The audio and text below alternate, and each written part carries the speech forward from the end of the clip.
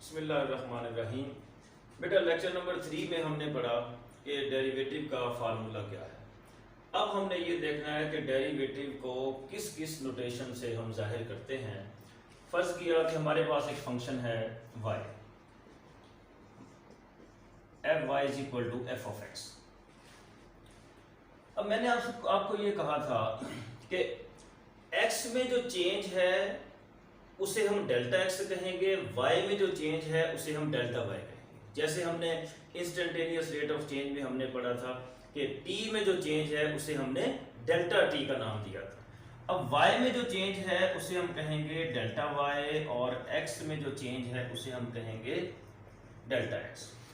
इसको मैं नंबर 1 कहता हूँ, इसको मैं नंबर 2 कहता हूँ और इन दोनों को मैं माइनस करता हूँ और माइनस करने से मेरे पास जो फंक्शन बनेगा y plus delta y। Left में से लेफ्ट माइनस करता हूँ और राइट में से मैं राइट को माइनस करता हूँ। यहाँ पर y से y कैंसिल हो जाएगा तो ये हमारे पास बचेगा delta y equal to F of X plus delta X minus F of X. आपको याद होगा पिछले लेक्चर में मैंने आपको ये बताया था कि जब भी हमने डेरिवेटिव किसी फंक्शन का निकालना है तो हमने ये वाली कंडीशन जो है वो बनानी है, limit delta X tends to 0। तो अब यही सारी की सारी जो कंडीशन है वो हमें यहां पर मिलना शुरू हो जाएगी। अब ये देखें यहां पर क्या है, डेल्टा एक्स पे हमने डिवाइड किया हुआ है तो अब बोथ साइड्स पे मैं डेल्टा एक्स पे डिवाइड कर देता हूं।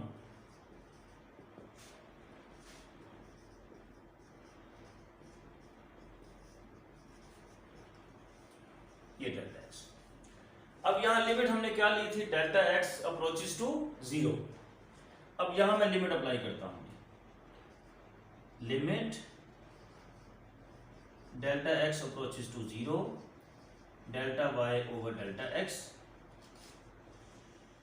Limit delta x approaches to 0 f of x plus delta x minus f of x over delta x। अब देखें ये वाली जो सारी कंडीशन है ये कंडीशन वही बनी है जो हमने पहले कही थी। तो ये किसके इक्वल था, ये डेरिवेटिव फंक्शन का f प्राइम x के इक्वल। तो इसका मतलब ये हुआ कि ये हमारे पास क्या बनेगा, limit delta x approaches to 0 delta y over delta x equal to f prime x। अब ये देखें कि हमारा जो फंक्शन है वो क्या है, y is equal to f of x, यानी x की वजह से जो y में चेंज आएगा उसे हम डेरिवेटिव कहते हैं। तो अब ये देखें x में जो चेंज है उसकी वजह से जो y में चेंज आ रहा है इसे हम क्या कहते हैं, डेरिवेटिव। तो और इसको हम इस तरह लिखेंगे d ओवर डी एक्स। ये सिंबल होगा चेंज का, किसमें चेंज है, y में। तो ये क्या बनेगा, dy by d x equal to f prime x. इसका मतलब ये हुआ कि y में जो चेंज है वो क्या आया है, वो ये आया है f प्राइम x। तो इसका मतलब ये हुआ dy बाय dx जो है वो क्या है, वो सिंबल है किसका, डेरिवेटिव का। और इसको हम dy बाय dx भी कह सकते हैं और d या फिर df ओवर dx भी कह सकते हैं। अब ये देखें मुख्तलिफ मैथमेटिशियंस ने डेरिवेटिव को मुख्तलिफ तरीकों से जो है वो डिनोट किया है। तो अब ये देखें लेबनीज में ने हमें ये कहा कि फंक्शन के डेरिवेटिव को हम इस तरह भी लिख सकते हैं dy ओवर dx, यानी y में जो चेंज है वो x की वजह से है। y में जो चेंज है वो किसकी वजह से है, x की वजह से है। तो ये f फंक्शन में जो चेंज है वो किसकी वजह से है, वो x की वजह से है। तो इसे हम क्या कहते हैं, dy बाय dx, इसे हम कहते हैं df ओवर dx। न्यूटन ने कहा कि डेरिवेटिव को इस तरह शो करें f डॉट x, तो इसको हम क्या कहते हैं, derivative of function f of x। Lagrange ने हमें ये कहा कि f प्राइम x जो है उससे डेरिवेटिव को शो करें।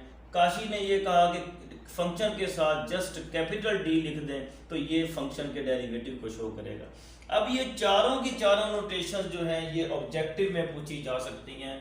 वो कह सकते हैं कि वो आपको जो है इन चारों में से कोई शो कर दे, वो ये कहे G F dot X is represented by dash mathematicians, तो आपको ये नाम और ये जो हमारे पास है इनकी नोटेशन ये सारी की सारी जो है हमें याद होनी चाहिए।